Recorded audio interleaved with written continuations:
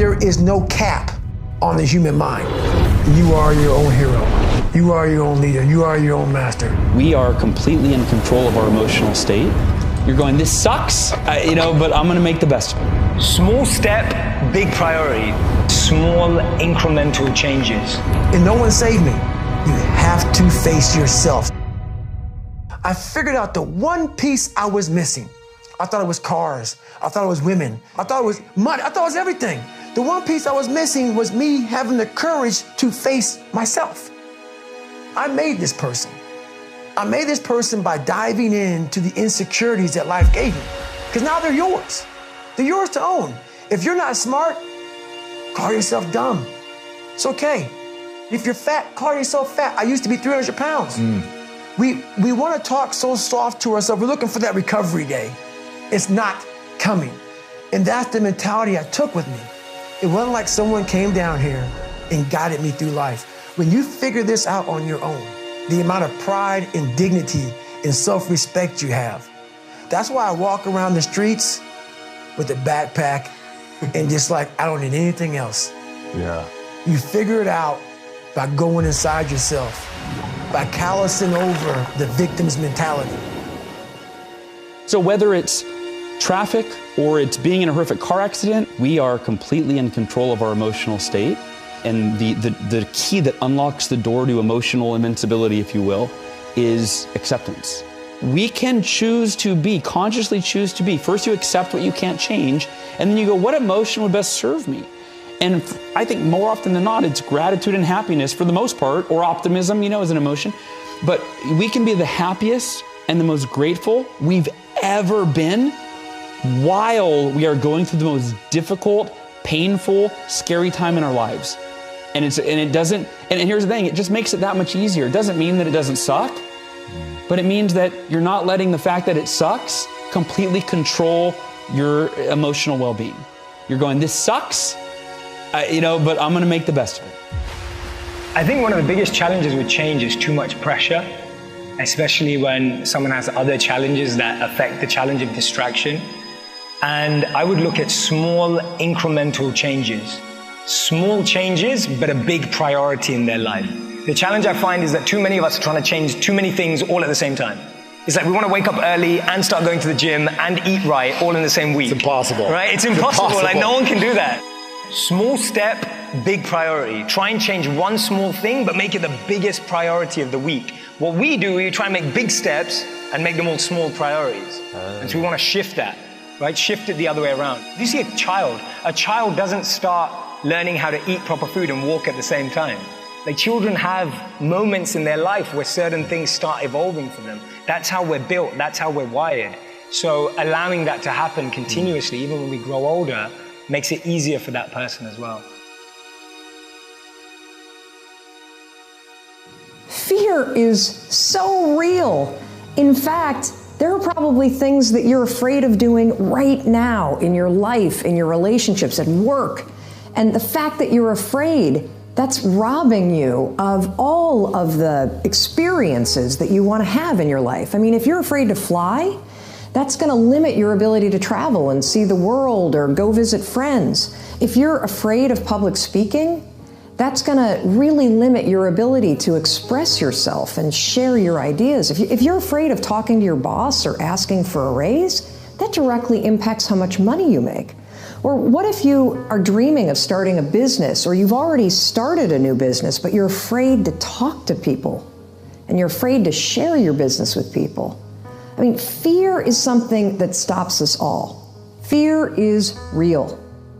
You can't control the feelings that are going to rise up in your body when you're on a plane or when you're talking to your boss or when you see somebody that's attractive and you really want to go over and talk to that person. But you can always control what you think, and you can always make a decision about the actions you're going to take. But the thing that's so difficult for most of us is how, when you're alone, you push through the excuses, the habits, the fears, and actual physical constraints that you have in your life right now so that you can make the pivot. What do you do when you have to get on a plane and you're actually terrified of flying? What do you do if you got to give a presentation and you are afraid of public speaking? Here's what you're going to do. Think about your brain as being in two modes. There's autopilot. We've all experienced that. Well, what is autopilot? Autopilot is the interior part of your brain. You'll hear neuroscientists and psychologists talk about the basal ganglia. Very important thing to understand is that there's a part of your brain that its entire job is basically to execute your habits. Habits, behaviors that you repeat without even thinking about it. When you pull your pants on in the morning, I guarantee you either put your left or your right leg in first, because that behavior is what researchers call a habit loop. It gets encoded as a closed loop system right here. The problem for most of us is that half of the day we're on autopilot. And that's not me making a guess. That's what researchers that study habits and study psychology say. That half of your day you're basically kind of checked out and you're on autopilot. And when you're checked out and you're on autopilot, any behavior pattern that you repeat can take over. And guess what are behavior patterns that we repeat? Thinking patterns. So self-doubt, worry, procrastination, overthinking, analysis paralysis, fear, those are all thinking patterns that are habits. One of the most important things that I want people to understand is that you're actually not a worrier. You have a habit of worrying. You're not a procrastinator. You have a habit of procrastinating. Big difference. And when you understand that any behavior pattern, whether it is a thinking pattern like you doubt yourself all the time, or whether it's a behavior pattern like you drink too much, or you snap at your kids, or you micromanage your team, every one of those behavior patterns and thinking patterns can actually be interrupted and replaced using science. Now, let's talk about the second part of the brain, drive. Drive is the mode where you're in charge of your thoughts. It's where you are fully awake, you are present, and you are driving your thoughts and actions. When you're doing that, your prefrontal cortex is active. The prefrontal cortex is the part of the brain that you need in order to learn new behavior, in order to do something difficult, in order to do something uncertain, in order to do strategic thinking. And now you got a decision to make. Are you going to drift back into the habits, or are you going to awaken your prefrontal cortex and drive forward and focus and do something new?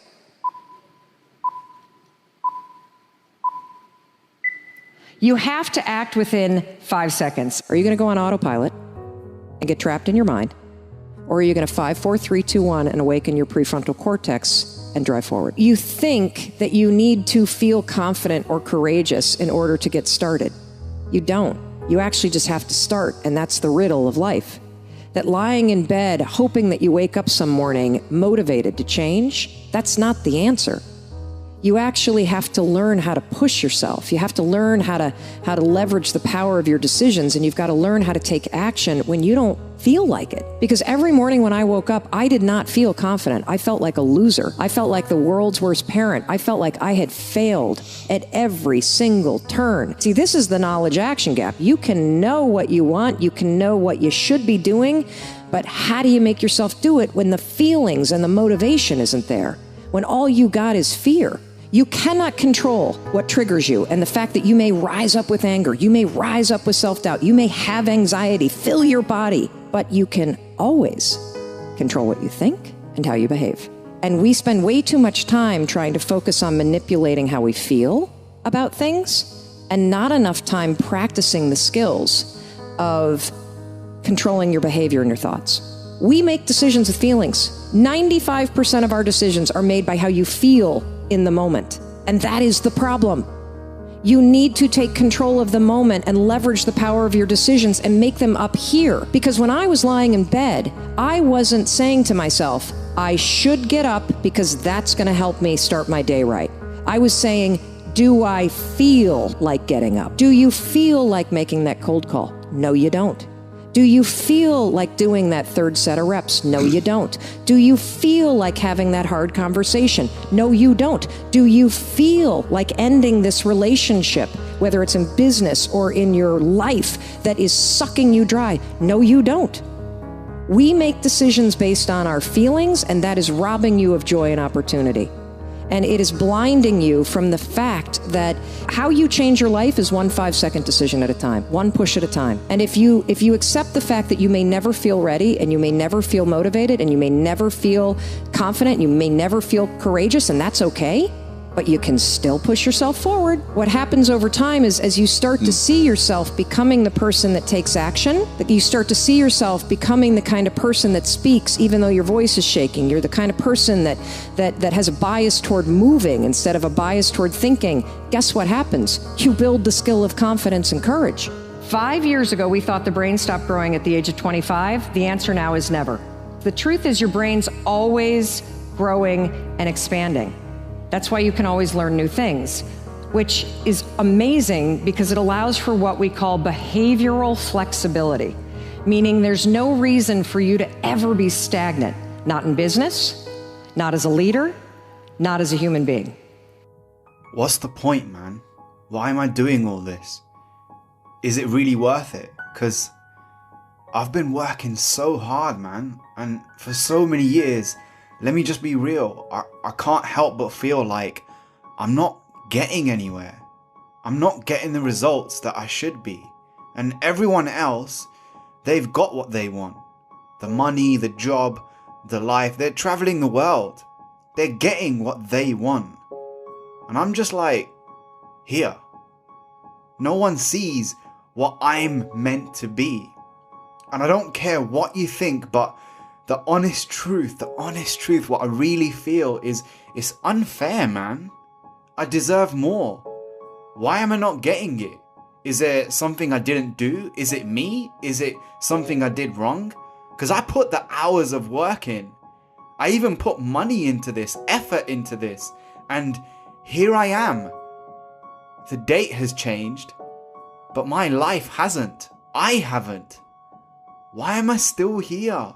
I don't get it, man. What am I doing wrong? Maybe I'm not that talented. Maybe they're right and this has all been a waste of time. Because the dream I was sold, it's become a nightmare.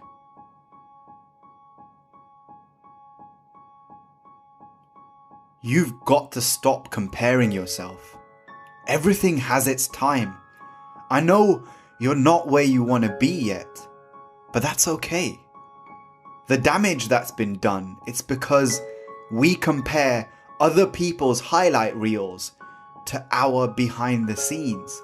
This world, it doesn't give you what you want. It gives you the lesson you need.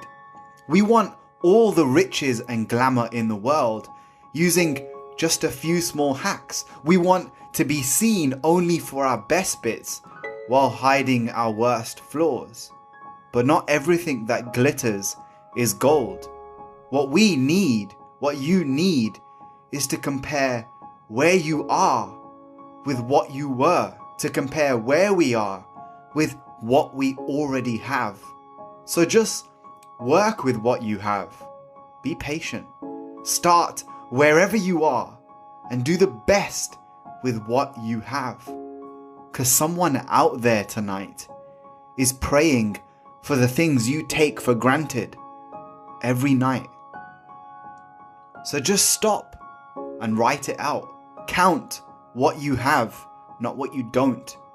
So don't worry if on this journey you're not where you were meant to be. There's no hurry. After all, the fruit, it's the last part to grow on a tree. Good things don't just fall into your lap. The opportunity comes to those who are always on the attack. So attack. Live what you dream. Work for what you dream. And do your best. Always. Just keep on keeping on. And remember, there's no such thing as a life that's better than yours. Peace. Self-mastery. Power begins from within.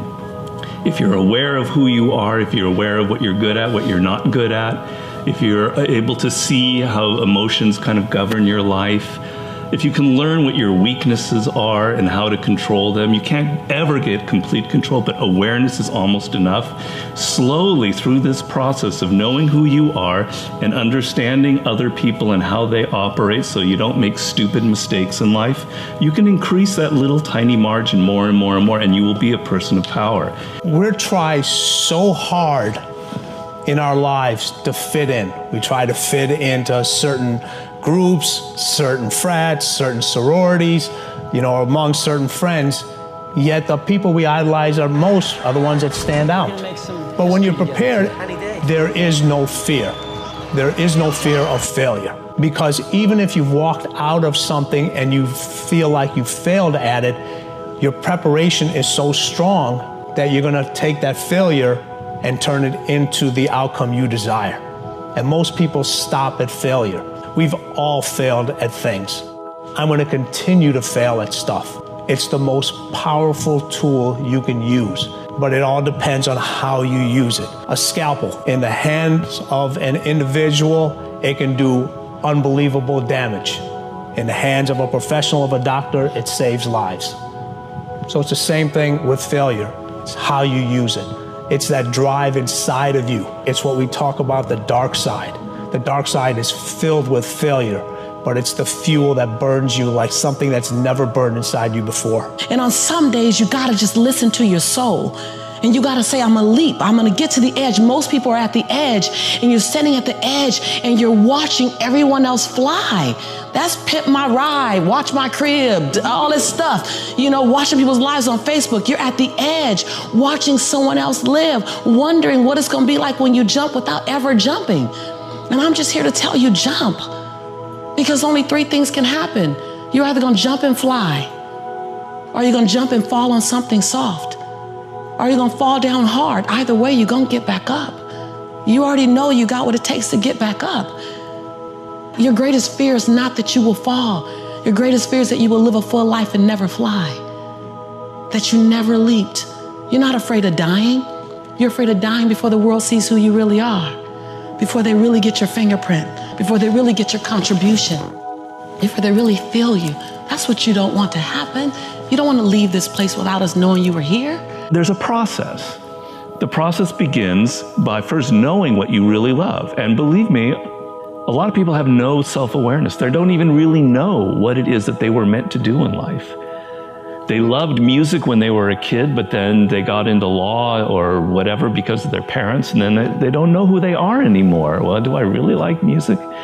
You got to go through that process first of figuring out what it is that really connects to you in a deep, visceral way, what you loved when you were a kid, what still excites you. Once you go through that and you understand it and you've got some clarity about it, okay, how do I incorporate that in my life? I know it's hard sometimes. I know you feel lost, confused, and hurt sometimes. But what if you tried to be nothing more than to be beautifully broken, to fall again and again in your imperfect, flawed, lost confusion as you try to find your way? When I first saw Avicii on stage, I would have done anything to be him. He must be the happiest man on earth, I said. He had it all. The travel, the lifestyle, performing to thousands, the success. But things aren't always what they seem. Success, money, travel, and even a smile doesn't mean happiness. And the face we show the world is often just the best mask that we could find to get through the day. We're following some sad news from the music world. EDM star Avicii has died. He was found dead in the city of Muscat, Oman. You gotta keep going. You have to keep moving. You have to keep evolving. You have to keep loving. Because all the darkness in the world isn't enough to distinguish one small, tiny speck of light. But one tiny speck is enough to make everything else around you more bright. When I first saw Robin Williams, I thought he was the funniest person on earth. He made me laugh hysterically. The type of person that must always be joking, laughing, and happy. The characters, the movies, the stand-up comedy, he was the best. But mental illness doesn't care how successful you are, and being funny isn't the same as being happy. For Robin Williams, comedy was the wall he built to hide his darkness, the mask he wore to make everybody else's day. So, I hate to have to report this. Every idea of who you are, let go of it. There's nothing fixed about who or what you can be. Like I said, they're all just stories threaded together by the inaccurate dead memories of the past. You are a real force of nature, a force of nature. Think about what that means. You have a power innate to you that can't be bought, taught, or replicated, only remembered. Like a planet brings satellites into orbit. Have faith in your force of nature. It's magnetic, effortless, and it can't be turned on or off. People have survived slavery, people have survived concentration camps and still found meaning. People have survived heartbreak, loss, death, grief, sadness, betrayal, confusion, all these things for years. When we see a sign on a car that says baby on board or handicapped driver, naturally we're more patient with the driver. We slow down and give them space to drive because we know there's a vulnerable person inside.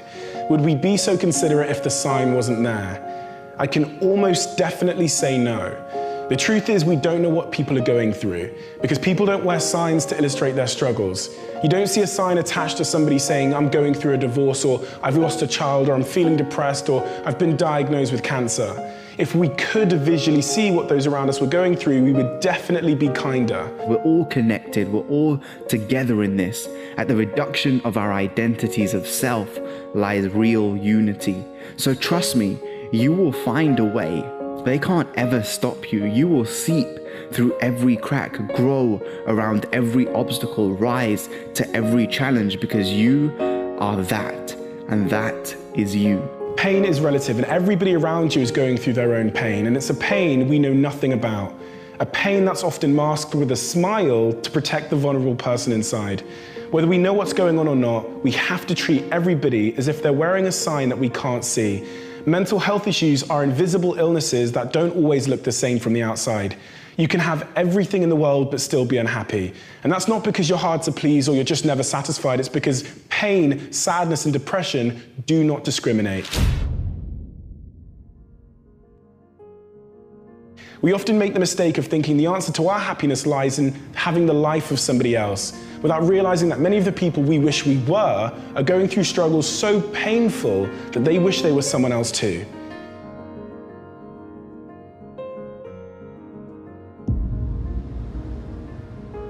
Not all shared subjective reality is true.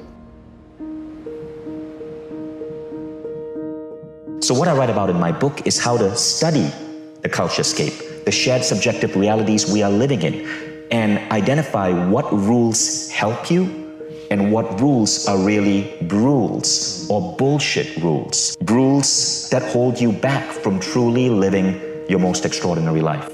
So let me give you an example of a bullshit rule. Growing up in an Indian family, there's a lot of pressure to be successful. Your family pushes you to be a lawyer, a doctor, or an engineer. And if you're not any of that, you're a family embarrassment. So in my case, I loved art. I viewed artists, the idea of me being an artist, as disappointing my family, as the opposite of success. So I signed up for computer engineering classes. I studied hard, went through all of these boring as hell classes that I had no interest in at the University of Michigan, so that 5 years later, I could get a job at Microsoft. And now, boom, I was it. I was working for Bill Gates. I was at Microsoft. 11 weeks into Microsoft, I realized I was miserable, and I quit cold turkey.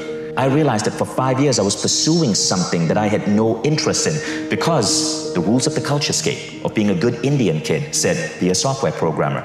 So I quit. I joined a nonprofit, and that's really when my life began. I dabbled in different things from traveling around the world to meditation to art.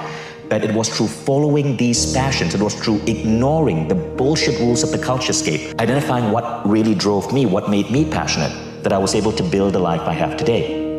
And that's really why I'm so adamant about teaching people through my work to question everything, to question your religion, to question your societal rules, to question the idea of a college degree. That's how I feel all of us should be living life, by questioning everything. And I don't mean being skeptical of everything. There's a difference. I mean healthy skepticism, ultimately questioning the rules of the culturescape so we can stay true to our own inner identity.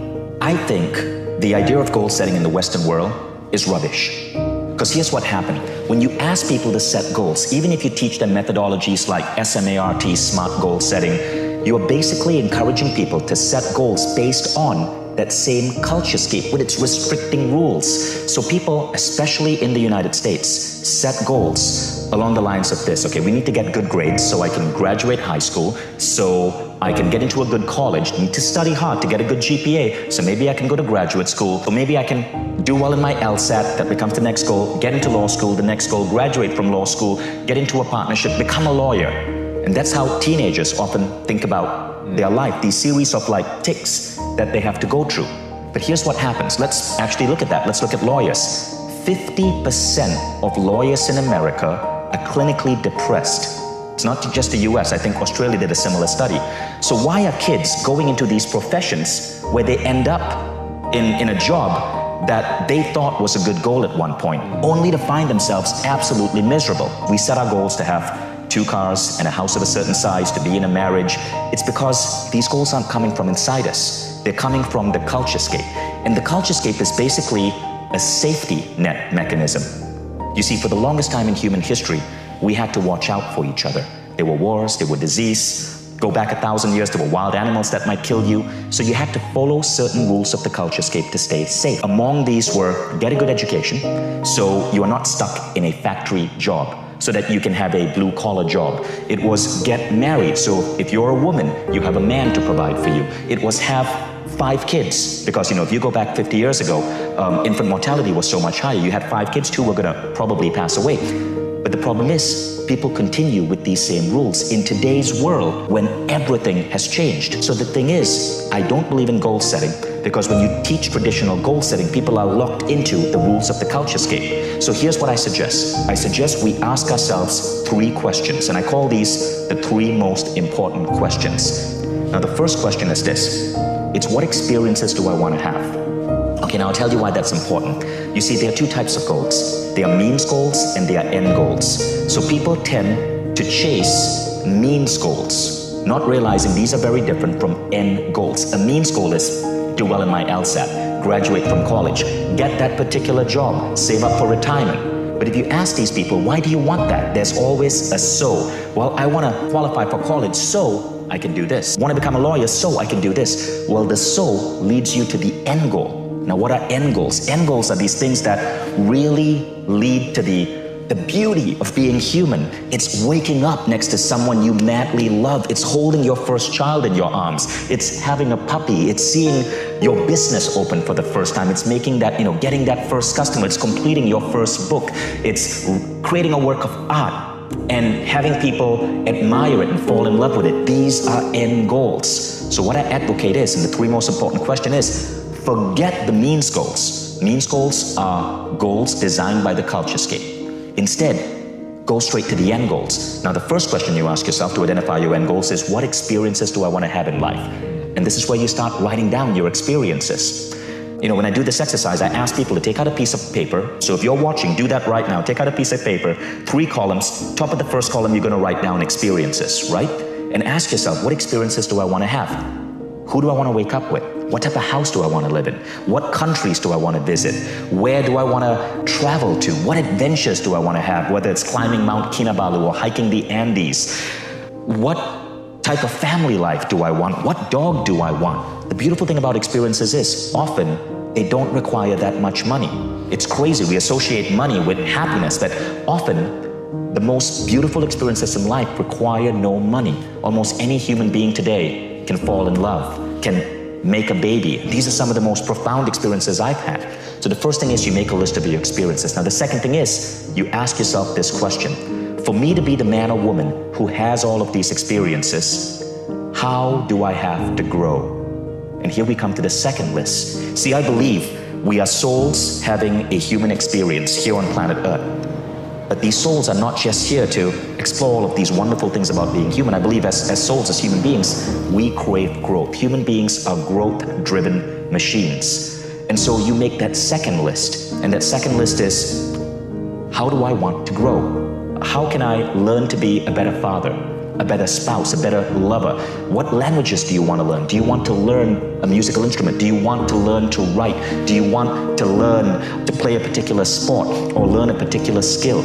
What many people don't realize about the world is that growth is a goal in itself. It's one of the key things that drive us forward as human beings, but very few people write down growth as goals. It's because the education system, which tries to teach us to grow through forced learning, makes many people dread learning. So growth becomes that second list. Now you have two lists, your experiences and your growth. Now you ask yourself the third question, and the third question is this: to be that man or woman who has all of these experiences, to be that man or woman who has grown in such a way, how can I give back to the world? And there's a very important reason for that question. The Dalai Lama said, if you want to be happy, make other people happy. And I believe that when you do these three most important questions, that third category is what truly leads to fulfillment. It's when you can take your growth, you can take your experiences and contribute to fellow souls, contribute to the human race.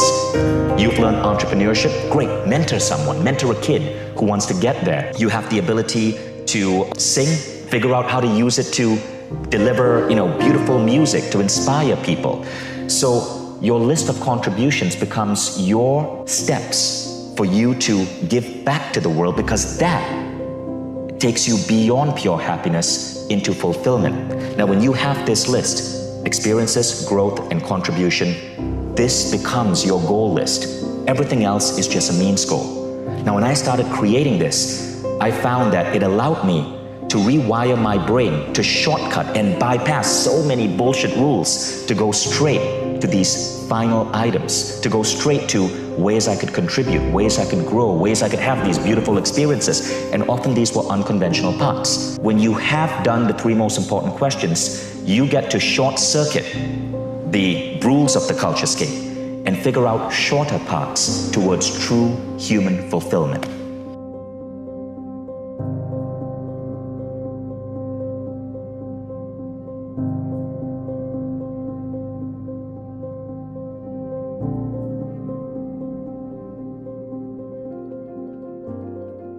Everyone has got three things wrong with them. Number one is I'm not enough. The second one is I'm different, so I can't connect. And the third is I really want something like freedom from depression or success, but it's not available.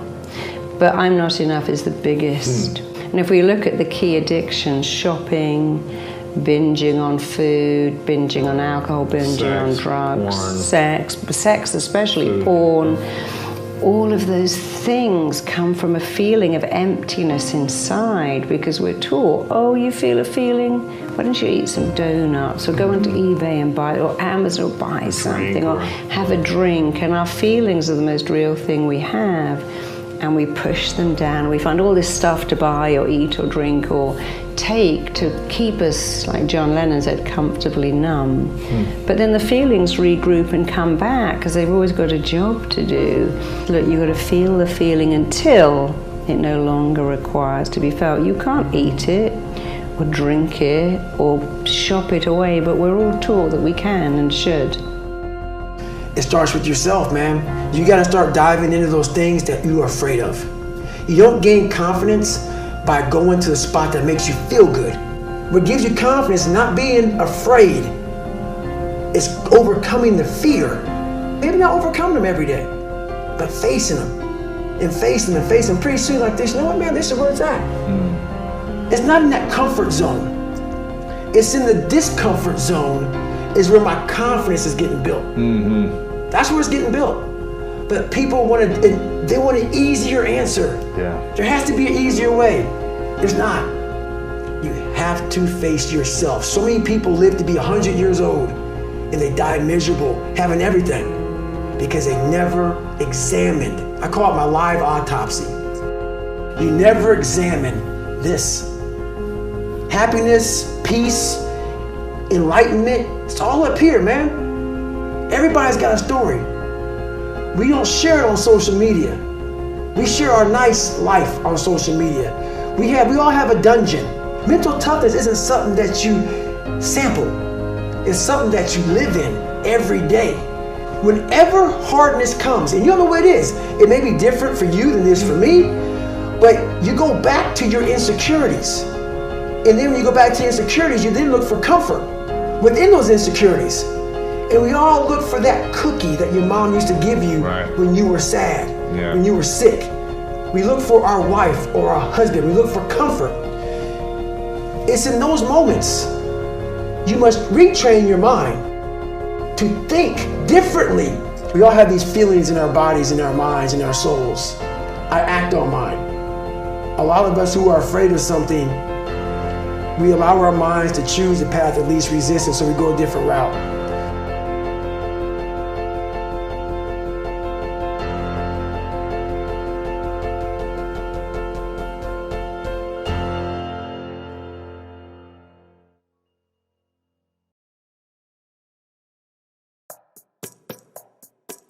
Mm-hmm.